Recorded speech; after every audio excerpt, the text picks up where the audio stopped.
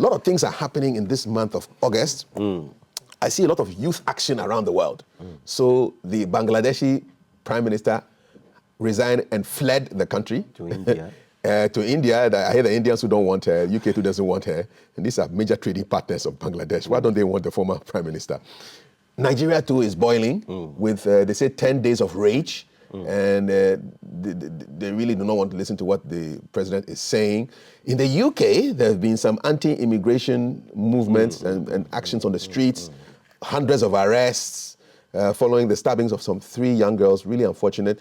It seems, and then of course we had the Kenya youth action that forced President Ruto to make a few changes to his cabinet.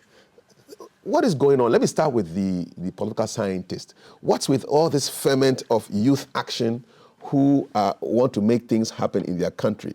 For example, the Bangladeshi protesters are saying they won't accept an army-led government after the PM exited, and people are making demands all over the place. What's going on? Is this a new trend? It's true that, yes, we are seeing this outpouring of it. And that is, there are a lot of things that are moving them. There's the idea of the globalization, and there's the idea in the power of the people. The youth, in particular, other people have refused or trying to reject the status quo, where they are ignored, maligned, and allowed to stand aside, while, let me say, the older people make the decisions and don't make decisions. The youth of the world have decided that they too have a say, and that if they use the conventional or the traditional means of saying things, that will not help. And that is why you are seeing this outpouring of goodwill. Some of it is copycat. Maybe some of it have seen, look, this is what has happened in Bangladesh, in Kenya it is working. Maybe this is what has happened in this one. And you want to see that there's also the idea of taking democracy on the road. The moment January 7, when the Americans tried to, when the Republicans led by Donald Trump tried to storm the Congress, it never happened. We've seen similar things.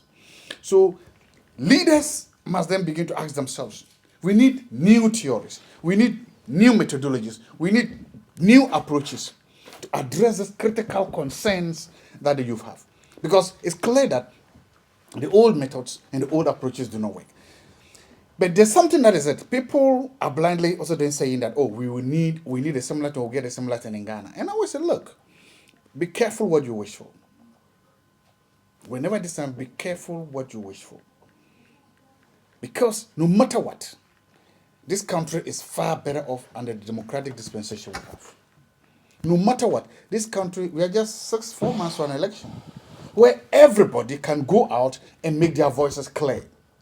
Because if you truncate the system, if you do anything that truncates the system, who is going to benefit and who is going to lose? Part of the reason for this happening is that when people do not have the opportunity to express their fears, to express their concerns, fortunately we do. In 6 months' time, we have that opportunity.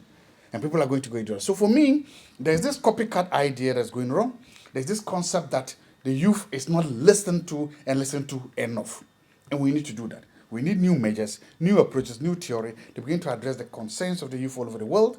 And then we'll see how they are going to work. Because if not, time will catch up with us. And Nigerians, you will see, it's particularly unique. They've always been on these problems before. And that was why when the new government came, Nigerians looked for a new change. It did not happen. Where we go from here is important. How, and it's also, look, how the protesters handle it and how the government also responds to it, both are equally important at this particular stage. And I will just hope that they will make the right decisions. So ECOWAS has been urging those protesters in Nigeria to heed President Tinubu's call for dialogue. I'm reading this from the Punch newspaper in Nigeria. So let's see whether the youth will even listen to ECOWAS. No, because the question then becomes, if you have demands, right, you have to dialogue those demands. You have to sit and say, look, these are our demands. And then you work out what is achievable and what is not achievable. Because just because you have demands does not mean that other people, other sectors of the economy do not have demands. And just because you have them, remember, he is a democratically elected president. He did not impose himself. Majority of Nigerians elected him. And so it could not be that because you lost the elections, you are trying to come through a back door to govern through a back door. We cannot do that. Because again, he has a responsibility for majority of the Nigerians who voted for him. He won the elections, fair and square. But so it doesn't seem this protest is politically inspired. It's the youth, young people. No, you see, that's what I'm saying. Now, if it is youth inspired, they mean they need answers. Yes. It means they need solutions. That is why you need to negotiate. What do you want? How do we get there? Do you understand what I'm saying? Because there has to be an ultimate objective. What is the value? What is the ultimate objective of that protest? What is it? What do you want? I don't know whether you understand. No, I get what you're saying. So if you What's are your end protesting, game? there's a reason why you are protesting. You want A, you want B, you want C, you want D. Now you have to now sit down and negotiate. You cannot say, one, I'm protesting, two, I will not negotiate. If you don't negotiate, how did you get it? Because we live, the democratic system will provide the approach to public policy we call the pluralist system. Pluralism here simply means that there are different competing factors in the making of public policy. The power does not reside with one person at all. So if you are in a pluralist system, that means that you also have to negotiate. So for me, it's the right, the call, listen. And he said, so now this is the problem. This is where it gets to. When it is now time to negotiate, who negotiates for this youth? Who negotiates? And what do they negotiate for? And sometimes, see, that's what I'm saying. Sometimes like a dog that is barking or chasing a car, right? It may not catch the car, or sometimes if it catches the car, it cannot even drive. The moment you say, okay, let's negotiate, who is going to... Now, the first problem the youth is going to have is that who is going to represent us in that negotiation room? Who is going to negotiate? And then you are going to have demands. Somebody's going to stand and say, let's talk about these demands. You understand? So my point is that, yes, it's time for Nigeria to heal. It's time for them to say, okay, look, we've negotiated for this long. These are our demands. Let's sit down and talk about them. Because that is the only way. If you don't want the army to come out of the barracks, then you want to sit down and say, let's negotiate this. I don't think the youth of Nigeria want the army out of the barracks, right? They don't want that. If you do, because remember, in fact, here's something that people don't understand. And I always say, if the army was in charge, you can't demonstrate. You do realize you can't. The fact that you are exercising that right to demonstrate is because the army is not there. It's because it's a democratic system. And demonstration and protesters becomes another form of policy making. So, my request to them is to kindly sit down, negotiate, come up with your demands, negotiate with your demands and negotiate in good faith and find a solution, because there has to be a middle ground somewhere. Okay. Talking of the army, I'm going to come to Dr. Hossain now. So the Bangladeshi Prime Minister Sheikh Hasina has resigned and fled, and the chief of the army is now in charge of the interim process. And I'm reading from one of their newspapers, Bangladesh wins freedom once again. And they're almost comparing it with the French Revolution of 1789. It was basically student protesters who turned the whole thing upside down, chased the lady out of town.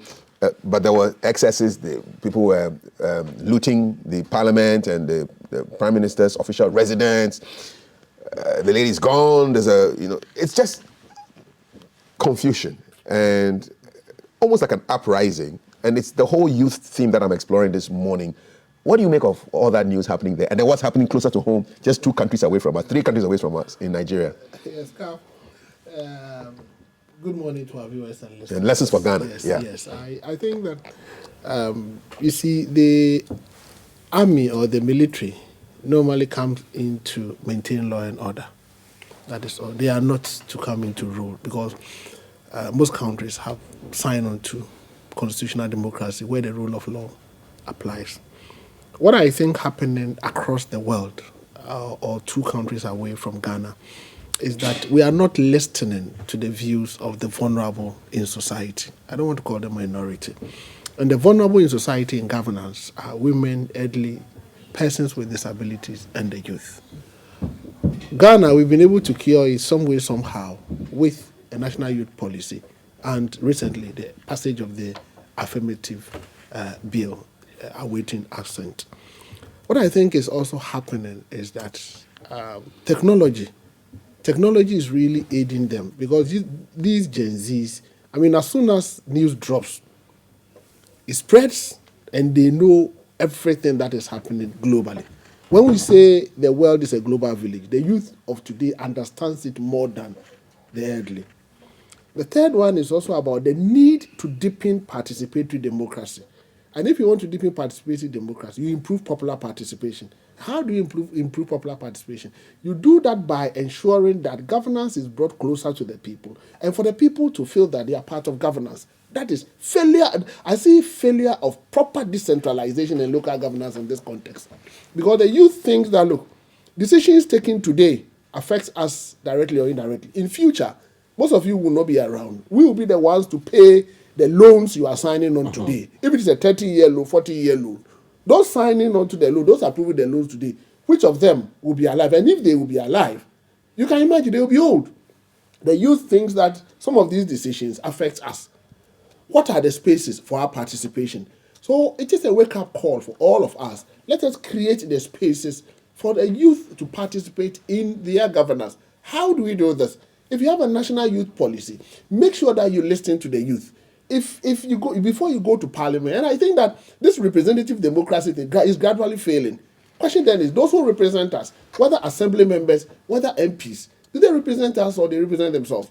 What kind of consultation do they do before they go to parliament or before they go to the assembly? So I think all these things are happening because we are not allowing proper decentralized governance to fester in these countries. And it is about time we realize or recognize that the youth of today are the future leaders. We should involve them in decision making. You go to countries like Uganda, etc. They create spaces for the youth. What are we doing? Lessons for Ghana is that most of the political parties are now launching their manifestos. They should make sure that they have proper policies to involve and engage the youth and make them part of decision-making process as far as governance is concerned. I want to see the youth policies of all the political parties as and when they finalize their manifestos. So Dr. Osai wants to see youth policies. Dr. Zato thinks that, hey, the young people must listen to what ECOWAS is saying about dialogue to get things better. But Prof. Bruce, so last week, a high court in this country blocked civil society groups from holding protests in Accra, joining other African governments trying to quell youth-led demonstrations over the high cost of living. So organizers of this protest said they were expecting to have 2 million young people onto the streets demanding more action from the president on corruption and living conditions, as well as to protest delays in signing an anti-LGBT bill into law. So High Court Justice Abinas Ifya Sewa approved a request by the Ghana Police to ban a handful of organizations from carrying out protests planned between July 31 and August 6. So it was supposed to have ended today, but it didn't happen. Is that the way to go? Banning protests? Shouldn't we, as Dr. Osai suggested, allow some of these marginalized groups to voice their frustrations? Yeah, thank you. That is the mistake our elders in power, our positions are visiting on the youth. They say the police are not enough to control the demonstration. You see, why do they go to seek permission to demonstrate? It means their expectations are not being met. Their needs are not being met. Their wants are not being met. And as a result of this, the youth are going through some kind of what we call identity crisis. Where do we belong to in this country? What is our role? Are we being recognized? Do we have a future? And so they want to express the inability to meet their needs, their expectations and wants in a form of anger we call indignation. You become angry to express your need for someone to give you attention and to help you overcome whatever challenge you are going through. The youth, they try to become assertive rather than grouping together to start revenge to destroy things. If they have come to you to ask for permission that this is what we want to do, yours is to sit them down, engage them in dialogue, and say, what are your reasons why you want to do this? So if you solicit for their views, they will feel respected. But if they say, hey, police, come, this youth, if they do something, throw the bullet at them, it will not help us. The police, they are there. If they are afraid of 2 million, they can say, okay, they can give them numbers that today take this number and go. The next day take this number and go. Let's allow the youth to express their suppressed anger. Okay. Other than that, if it starts to explode from a point of inferiority to superiority, according to Eric Fromm, the celebrated psychologist, will be in trouble. Let us not suppress the anger of the youth. Let us not suppress the anger of the youth, says Professor Bruce.